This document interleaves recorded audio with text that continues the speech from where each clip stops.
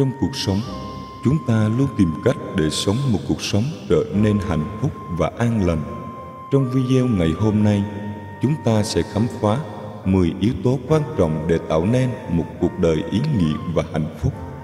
Hãy cùng nhau đi tìm hiểu về những nguyên tắc cơ bản để xây dựng một tương lai tươi sáng và tốt đẹp hơn. Đầu tiên, chúng ta phải biết rằng hạnh phúc và sự an lành đóng vai trò vô cùng quan trọng trong cuộc sống của chúng ta. Chúng không chỉ là mục tiêu cuối cùng mà chúng ta đề xuất, mà còn là những yếu tố quyết định đến chất lượng và ý nghĩa của cuộc sống hàng ngày. Dưới đây là những điểm mà chúng ta có thể xem xét về tầm quan trọng của hạnh phúc và sự an lành. Yếu tố thứ nhất, đó là tình yêu và sự quan tâm. Tình yêu và sự quan tâm là những yếu tố vô cùng quý báu trong mối quan hệ của chúng ta. Bất kể đó là gia đình, bạn bè hay đối tác, chúng là những dây chuyền vô hình kết nối và làm cho cuộc sống trở nên đáng sống hơn. Gia đình là nơi mà chúng ta được sinh ra và lớn lên, là nguồn tình yêu và sự quan tâm đầu tiên mà ta trải nghiệm. Từ tình thương của cha mẹ đến sự chăm sóc của ông bà, mối quan hệ trong gia đình hình thành nên nền tảng vững chắc cho cuộc sống của chúng ta. Tình yêu không điều kiện của gia đình giúp chúng ta cảm nhận được sự ấm áp và an toàn, và sự quan tâm từ gia đình luôn đồng hành ta trong mọi bước đi của cuộc đời. Bạn bè cũng đóng vai trò quan trọng trong việc định hình tâm hồn và tính cách của chúng ta. Những người bạn thân đồng hành cùng chúng ta qua những thăng trầm, chia sẻ niềm vui và nỗi buồn. Tình yêu và sự quan tâm trong tình bạn cũng tạo ra một không gian nơi ta có thể tự do thể hiện bản thân và được chấp nhận dưới bất kỳ hình thức nào. Đối tác trong cuộc sống cũng cần có tình yêu và sự quan tâm để mối quan hệ trở nên mạnh mẽ và bền vững hơn. Sự chia sẻ, lắng nghe và chăm sóc giúp đối tác cảm nhận được tình cảm chân thành và tạo nên một liên kết đặc biệt. Vậy, tình yêu và sự quan tâm là những phép màu trong cuộc sống. Chúng mang lại niềm vui, sự ủng hộ và ý nghĩa đích thực cho mỗi người trong chúng ta. Hãy trân trọng và bảo vệ những mối quan hệ đáng quý này, bởi chúng là nguồn năng lượng và sức mạnh giúp chúng ta vượt qua mọi thách thức. Yếu tố thứ hai để có được cuộc sống an lành và hạnh phúc, đó là sức khỏe. Trong cuộc hành trình vượt qua những vùng trời khác nhau của cuộc đời, con người ta đôi khi bị lạc hướng trong những con đường quanh co của lo toan, công việc và những đam mê vụn vặt. Nhưng ở giữa tất cả những bộn bề này, có điều gì đó vô cùng quý báu mà ta thường bỏ qua, đó là sức khỏe. Sức khỏe, đó là bí quyết bất diệt, là nguồn năng lượng vô tận để ta đối mặt với mỗi bước đi, mỗi thử thách mà cuộc sống đặt trước mắt chúng ta. Ngoài ra, tinh thần và thể chất giống như hai bàn tay ân ái, không thể tách rời nhau, cân bằng giữa chúng như một bí quyết của tạo hóa, giữ cho tâm hồn luôn trong trạng thái hòa quyện với cảm xúc và cảm nhận của cơ thể. Một ngày mới bắt đầu bằng một tâm hồn sảng khoái sẽ tỏa sáng qua từng nụ cười và cái ôm dành cho người thân yêu. Nhưng có lẽ đôi khi chúng ta quá bận rộn với cuộc sống, với những mưu mô và cạnh tranh, để quên đi những cảm giác nhỏ nhặt của cơ thể. Cơn mệt mỏi vang lên nhắc nhở rằng thân xác đang nói gì đó, và lúc ấy chính là thời điểm để chúng ta dừng lại nghỉ ngơi, để quên đi bộn bề và nghe những lời sự thật từ tâm thể. Đó là lúc ta cần tìm lại sự cân bằng. Hãy dành thời gian cho những chặng đường dạo chơi, cho những ngày dưỡng bản thân, để tâm hồn được thư giãn, để cơ thể được làm mới. Dù chỉ là một buổi tập yoga nhẹ nhàng hay một buổi hẹn hò riêng tư với thiên nhiên, hãy thả lỏng mình và để cho tâm hồn hòa quyện vào từng hơi thở, vào từng cái chạm nhẹ của gió. Hãy nhớ rằng không gì quý bằng việc ta biết yêu thương chính bản thân mình, và để mỗi ngày bắt đầu với một tâm trạng hạnh phúc và mạnh mẽ. Và từ cân bằng đó, ta sẽ thấy rằng cuộc sống không chỉ đơn thuần là một loạt những sự kiện, mà còn là một bức tranh tươi đẹp được vẽ nên từ tình yêu và sự quan tâm vô tận. mà ta dành cho chính bản thân và cho những người xung quanh. Yếu tố thứ ba, đó là học cách kiểm soát cảm xúc để cuộc sống luôn an lành và hạnh phúc.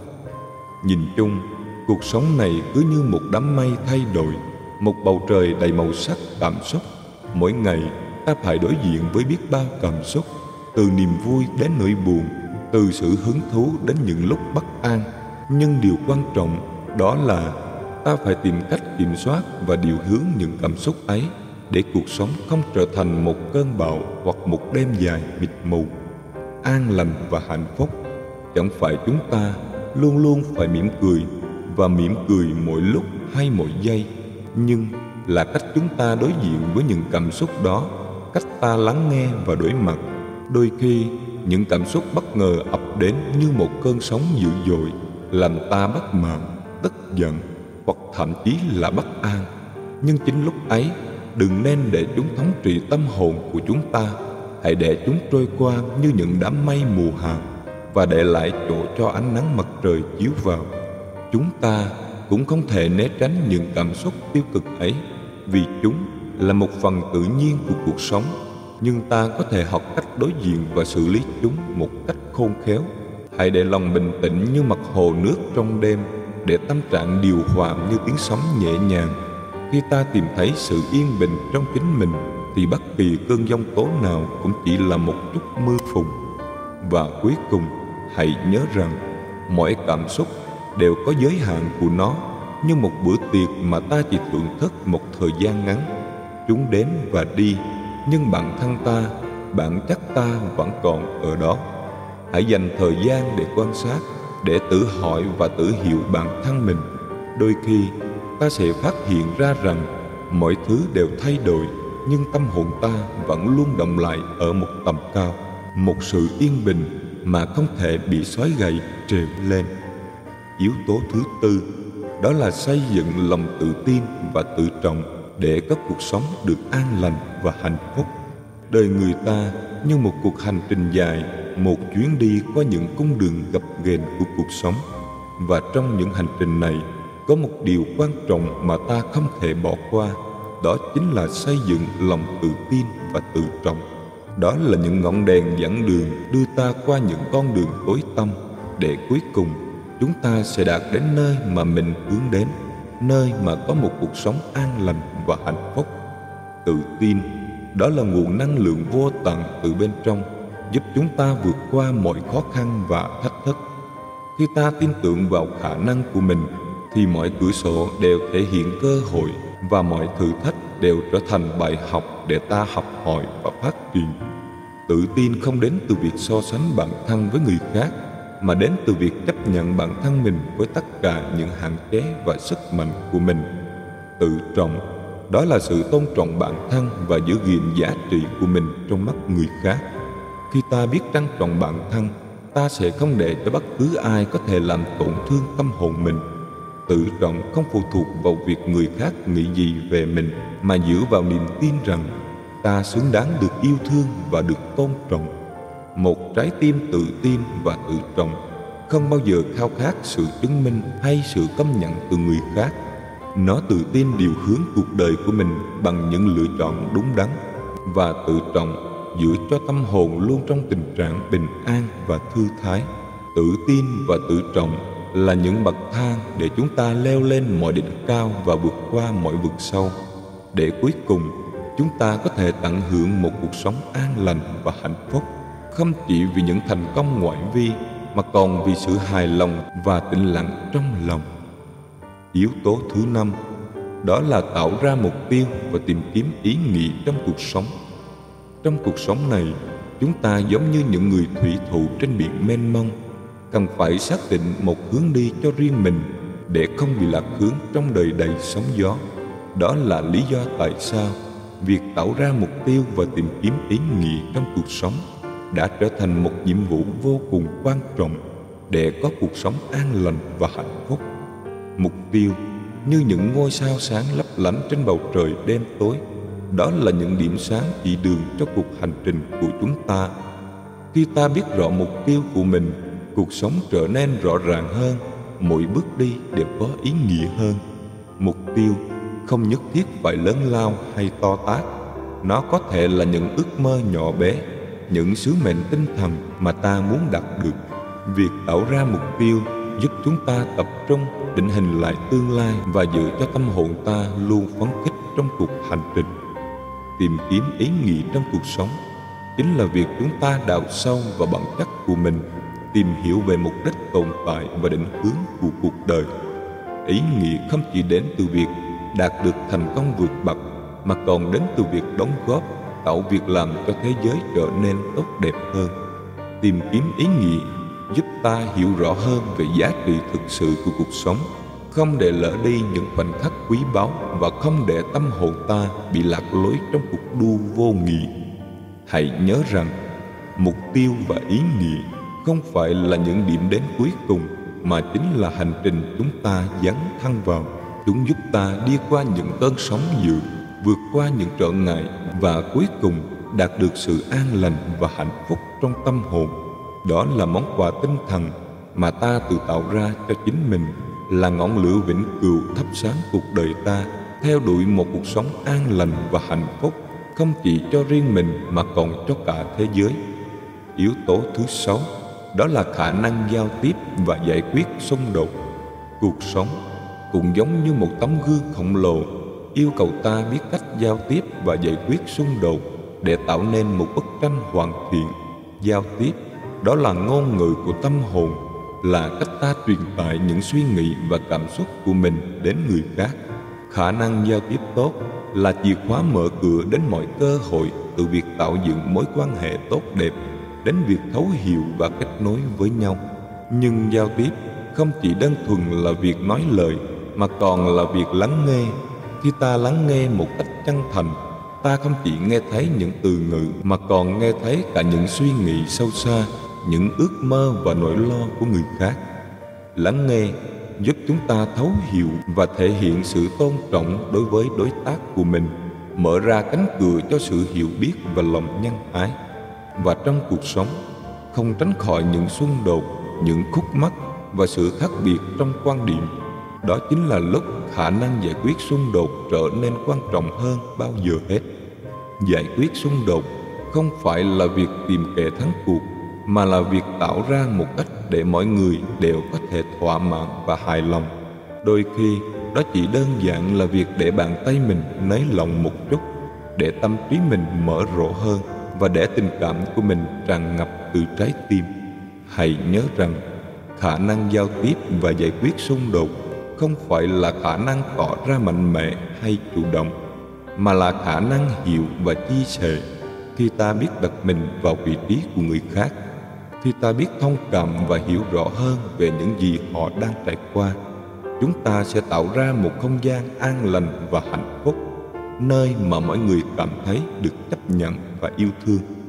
Vậy thì, trong cuộc hành trình trên mảnh đất của cuộc sống này, hãy là người biết nói và biết nghe, là người biết giải quyết và xoa dịu, để tạo nên cuộc sống an lành và hạnh phúc cho chính mình và những người xung quanh. Yếu tố thứ 7, đó là luôn tìm kiếm cơ hội và học hỏi phát triển. Cuộc sống như một cuốn sách không có trang cuối, luôn mở ra những trang mới để ta học hỏi và phát triển. Trong cuộc hành trình này, chúng ta cần như một người thợ săn kiến thức, luôn săn đón và bắt lấy những cơ hội học hỏi để tạo nên một cuộc sống an lành và hạnh phúc. Như một nguồn nước ngọt ngào không bao giờ cạn, kiến thức là nguồn sức mạnh vô hạn của con người. Khi ta dừng lại và nhìn quanh, cuộc sống xung quanh ta thay đổi liên tục, và không để bị lạc hướng trong những biến đổi này, ta cần tìm kiếm kiến thức mới để ánh sáng hiểu biết luôn soi rọi con đường chúng ta bước đi. Không cần phải là học thức cao cả, những kiến thức nhỏ bé cũng có thể là nguồn động viên và sự thăng tiến. Một lúc nào đó, những kiến thức sẽ biến thành trang sử cuộc đời, là những câu chuyện thú vị và bài học sâu sắc mà ta chia sẻ với người khác. Mỗi ngày, hãy dành một chút thời gian để đọc sách, nắm bắt những tin tức mới, hoặc thậm chí chỉ đơn giản là trò chuyện cùng những người có kinh nghiệm. Ngoài ra, cuộc sống cũng đòi hỏi sự phát triển không ngừng của tâm hồn và tinh thần. Hãy luôn đối mặt với những thử thách, dám thử sức với những hoạt động mới mẻ. Điều quan trọng không phải là thành công ngay từ đầu, mà là sự kiên nhẫn và sự học hỏi từ những sai lầm. Khi ta không ngừng phát triển bản thân, chúng ta sẽ cảm nhận được sự tự hào và sự mãn nguyện trong cuộc sống. Vậy thì, trong mỗi ngày, hãy nhớ rằng mỗi giờ, mỗi phút đều là cơ hội để học hỏi và phát triển. Đừng để cuộc sống trôi qua mà ta không học được điều gì mới, không trưởng thành hơn.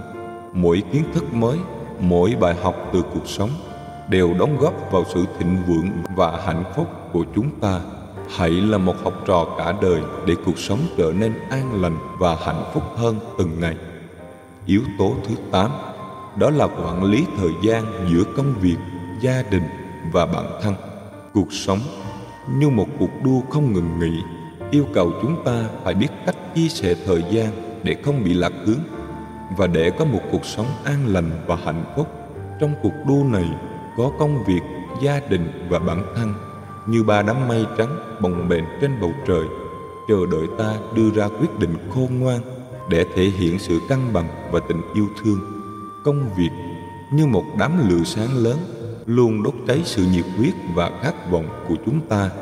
Nhưng đừng để ngọn lửa này bùng cháy quá mạnh, khiến chúng ta bỏ quên những người thân yêu và chính bản thân mình. Hãy biết tạo ra những khoảnh khắc dừng lại để thả lỏng và cảm nhận những điều nhỏ bé trong cuộc sống. Đôi khi, một bữa cơm gia đình ấm áp hay một buổi hẹn hò với bạn bè cũng có thể là bàn đạp để chúng ta tiếp tục cuộc đua với nhiều năng lượng mới. Gia đình như một bức tranh tĩnh lặng trong bức tường, cần sự chăm sóc và tình thương để luôn rạng ngời. Đừng để bận rộn của cuộc sống làm ta quên đi những giây phút đáng quý bên người thân. Hãy tạo thời gian để trò chuyện, để dành tặng nhau những cử chỉ tinh tế và những lời chia sẻ chân thành. Gia đình là nơi chúng ta tìm thấy sự an lành và yên bình, nơi mà chúng ta có thể thả lỏng tâm hồn và là chính mình. Bản thân như một bình hoa tươi tắn, cần được tưới nước và chăm sóc để luôn tỏa sáng. Đừng để cuộc sống vụt qua như một giấc mơ, khiến ta bỏ lỡ những niềm vui và sự thỏa mãn bên trong. Hãy dành thời gian cho bản thân mỗi ngày. Chúng ta sẽ cảm nhận được sự cân bằng và hạnh phúc trong tâm hồn. Cuộc sống cần sự cân nhắc và lựa chọn khôn ngoan, để ta có thể quản lý thời gian giữa công việc, gia đình và bản thân mình. Đừng để một phía áp đầu phía khác, mà hãy biết làm cho ba yếu tố này hài hòa và thăng hoa cùng nhau. Khi ta biết chia sẻ thời gian một cách khéo léo, ta sẽ tạo nên một cuộc sống an lành và hạnh phúc, là nơi mà mỗi khoảnh khắc đều đong đầy ý nghĩa và niềm vui. Yếu tố thứ 9, đó là tạo mối quan hệ và cống hiến cho cộng đồng. Cuộc sống này như một bức tranh tươi đẹp, cần có những nét vẽ tương phản để nổi bật. Một trong những nét vẽ ấy chính là việc tạo mối quan hệ và cống hiến cho cộng đồng. Khi ta biết chia sẻ và đóng góp vào xã hội, ta đã tạo nên những chấm sáng rực rỡ để cuộc sống trở nên an lành và hạnh phúc. Tạo mối quan hệ giống như việc kết nối những đám mây trắng bồng bềnh trên bầu trời, giúp chúng ta không còn cô đơn trong cuộc hành trình này. Hãy biết chia sẻ niềm vui và nỗi lo, lắng nghe những chia sẻ từ người khác và cùng nhau vượt qua những khó khăn. Mối quan hệ thực sự có ý nghĩa khi ta biết cách đặt tâm hồn và trái tim vào đó, để tạo nên những dấu ấn mãi mãi trong tâm hồn mỗi người. Cống hiến cho cộng đồng giống như việc trồng cây trong một khu vườn xanh mướt, là cách chúng ta tạo dựng hạnh phúc không chỉ cho bản thân mình mà còn cho cả xã hội. Khi ta dành một phần thời gian và tình cảm để giúp người khác, ta đã đang làm cho thế giới trở nên tốt đẹp hơn. Đó có thể là việc giúp đỡ những người khó khăn, đóng góp vào các hoạt động từ thiện, hoặc đơn giản là việc lan tỏa những tia nắng của lòng nhân ái. Không cần phải là người nổi tiếng hay giàu có để tạo nên một cuộc sống an lành và hạnh phúc. Chỉ cần biết đến những điều nhỏ bé trong cuộc sống mà ta có thể làm để lan tỏa niềm vui và yêu thương. Một nụ cười, một lời động viên, một việc làm nhỏ bé có thể thay đổi cuộc đời của người khác, và cũng làm cho cuộc sống của chúng ta trở nên giàu có hơn từ tinh thần. Vậy thì Hãy là người biết tạo mối quan hệ và cống hiến cho cộng đồng, để cuộc sống không chỉ là hành trình riêng của chúng ta, mà còn là một dấu ấn đẹp trong lòng mỗi người. Khi ta làm điều đó, chúng ta đã tạo nên một cuộc sống an lành và hạnh phúc, nơi mà mỗi ngày đều đong đầy ý nghĩa và giá trị của cuộc sống. Yếu tố cuối cùng, đó là thấu hiểu giá trị của khoảnh khắc hiện tại. Cuộc sống này giống như một cơn gió nhẹ thoảng qua, luôn chạy trôi qua từng khoảnh khắc mà chúng ta không thể nắm bắt. Thế nhưng, bên trong những khoảnh khắc ấy, chúng ta có thể tìm thấy giá trị thực sự của cuộc sống. Thấu hiểu và tôn trọng giây phút hiện tại là chìa khóa để có một cuộc sống an lành và hạnh phúc. Chúng ta thường quá dấn thân vào quá khứ hoặc mải mê với tương lai, đôi khi quên mất rằng thực tại duy nhất là khoảnh khắc hiện tại. Đó là phút giây ta đang thở, nhìn, cảm nhận và tồn tại. Khoảnh khắc hiện tại giống như những bông hoa tươi đẹp nở ra trong bình minh. Ta cần biết cách nhẹ nhàng chạm vào nó để cảm nhận hương thơm và vẻ đẹp tinh tế trong thế giới ồn ào và hối hả. Thấu hiểu giá trị của khoảnh khắc hiện tại là việc tìm về nguồn cảm xúc thuần khiết như là nước trong veo trong ngày hè. Khi ta biết tắt đi những tạp âm và tập trung vào hiện tại, chúng ta sẽ cảm nhận được sự yên bình và cảm giác sống động từ mọi ngóc ngách của thế giới. Thấu hiểu giá trị của khoảnh khắc hiện tại cũng là cách chúng ta thấu hiểu về bản thân mình và về người khác. Khi ta tập trung vào mỗi cuộc gặp gỡ, mỗi cuộc trò chuyện, ta sẽ thấu hiểu được những cảm xúc, suy nghĩ và ước mơ của người khác. Điều này giúp chúng ta xây dựng quan hệ mạnh mẽ và đáng quý hơn. Và cuối cùng, thấu hiểu giá trị của khoảnh khắc hiện tại giúp chúng ta thấu hiểu về ý nghĩa thực sự của cuộc sống. Khi ta biết trân trọng mỗi ngày, mỗi giờ và mỗi giây, ta sẽ không để bất cứ điều gì qua loa mà tạo nên từng khoảnh khắc đẹp và ý nghĩa. Cuộc sống an lành và hạnh phúc không nằm ở xa xôi, mà chỉ đơn giản là biết thấu hiểu và trân trọng giá trị của khoảnh khắc hiện tại. Tóm lại, để có cuộc sống hạnh phúc và an lành không phải là một điều may mắn tình cờ, mà là sự kết hợp của 10 yếu tố quan trọng được nêu ở trên. Như một bức tranh tươi đẹp, những yếu tố này tạo nên một tác phẩm hoàn chỉnh và rạng ngời. Hạnh phúc và an lành đến từ tình yêu chân thành và quan tâm đến những người xung quanh, từ việc chăm sóc cho cả tinh thần và thể chất của chính mình. Tự trị và sự hài lòng với bản thân là nền tảng cho sự tự tin và hạnh phúc, trong khi mục tiêu và ý nghĩa tạo nên động lực và hướng dẫn cho cuộc sống. Kỹ năng giao tiếp giúp chúng ta xây dựng mối quan hệ tốt đẹp, còn việc học hỏi và phát triển liên tục giữ cho tâm hồn chúng ta luôn tràn đầy năng lượng. Lối sống cân đối với sự hỗ trợ từ xã hội và khả năng lạc quan giúp chúng ta đối mặt với những thách thức và tận hưởng từng khoảnh khắc hiện tại. Với 10 yếu tố này, cuộc sống trở nên đáng sống và tràn đầy ý nghĩa hơn. Hãy khám phá và áp dụng những nguyên tắc này vào cuộc sống hàng ngày để tạo nên một tương lai an lành và hạnh phúc, nơi mà mỗi ngày đều là một cơ hội để trải nghiệm và chia sẻ niềm vui và yêu thương. Chúng ta xin gửi lời cảm ơn chân thành đến các bạn đã dành thời gian quý báu để theo dõi video này. Chúng tôi hy vọng rằng những nội dung và thông điệp trong video đã mang đến cho bạn những suy nghĩ tích cực và ý nghĩa hơn. Chúng tôi khích lệ bạn chia sẻ quan điểm và trải nghiệm của mình về chủ đề này bằng cách để lại bình luận ở bên dưới. Ý kiến của bạn có thể là nguồn cảm hứng quý báu, không chỉ đối với chúng tôi mà còn đối với cả cộng đồng. Hãy để lại những suy nghĩ, nhận xét hay chia sẻ của bạn để chúng tôi có cơ hội học hỏi và cùng nhau trao đổi về những góc nhìn đa dạng về cuộc sống an lành và hạnh phúc. Một lần nữa, xin chân thành cảm ơn bạn đã ủng hộ chúng tôi. Chúc các bạn có một ngày vui vẻ và tràn đầy ý nghĩa. Hẹn gặp lại các bạn trong những video tiếp theo của chúng tôi. Chào tạm biệt các bạn. Trong cuộc sống, chúng ta luôn tìm cách để sống một cuộc sống trở nên hạnh phúc và an lành.